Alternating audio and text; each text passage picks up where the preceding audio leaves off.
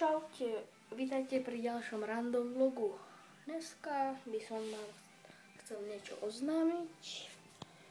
Nebol som v škole, lebo v noci by bola akosi blbo a ráno ma bolelo hrdlo, tak som radšej ostal doma. A čo vám ešte tak povedať, no? Chcem sa pokúsiť toto video, aby malo menej než minútu, ale viac než 50 sekúnd. Takže narýchlo vám niečo poviem. 45. No rýchlo. Ja vám narýchlo niečo poviem. Budem možno vydávať nové hry.